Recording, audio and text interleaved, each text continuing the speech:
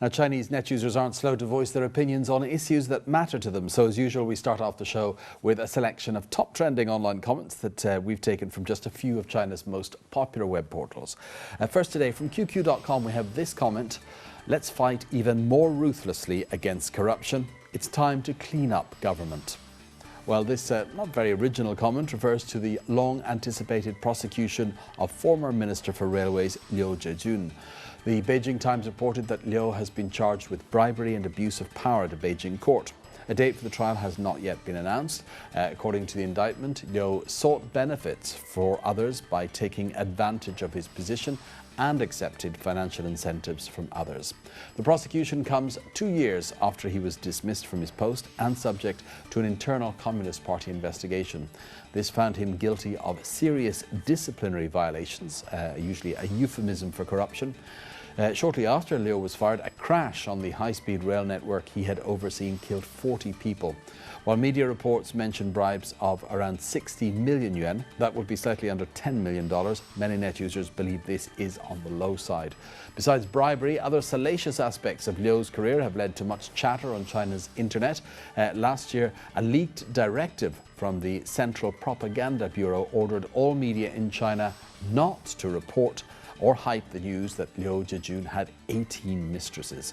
Even the once powerful ministry that Liu headed is no more. Last month, it was split up into an administrative division under the Ministry of Transport and a commercial operations corporation. And staying with QQ.com, only brain-impaired people would watch this kind of garbage TV series. Well, this comment comes after a discussion on a popular state TV current affairs program, News 1+1, of a popular genre of TV war drama. Now, these are generally set, or always set, during the Sino-Japanese War of the 1930s and 40s. They invariably show brave, stoic Chinese soldiers and civilians managing to defeat their Japanese enemies, no matter how badly outnumbered or how outgunned they are.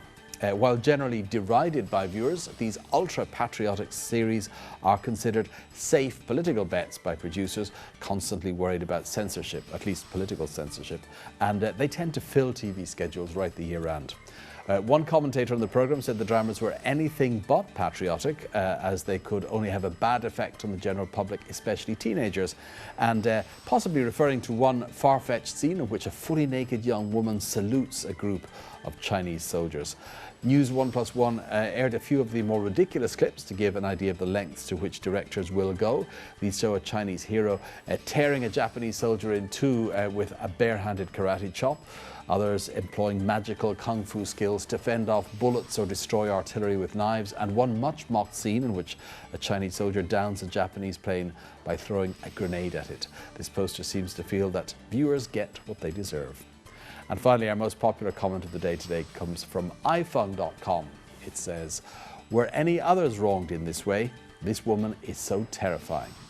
Well, the answer to the first question, unfortunately, is probably yes. And the terrifying woman here is a detective named Nie Haifeng. She's come under the public spotlight after the release of 2 innocent men who spent 10 years in jail.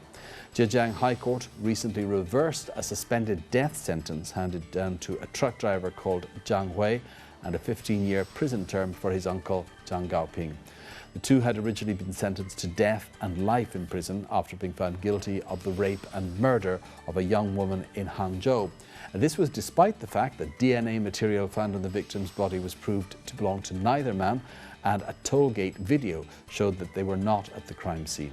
It was recently discovered that the DNA matched that of a man executed for murder and theft back in 2005. Now, that detective, Nie, who was in charge of the case, had actually featured in a 2006 state TV program entitled Flawless Nie Haifeng. In this, she was lauded for her success in bringing in criminals and recounted how she was able to persuade Zhang and his nephew to confess, even though there was no evidence to connect them to the murder. They say they were tortured by police and other inmates into confessing falsely.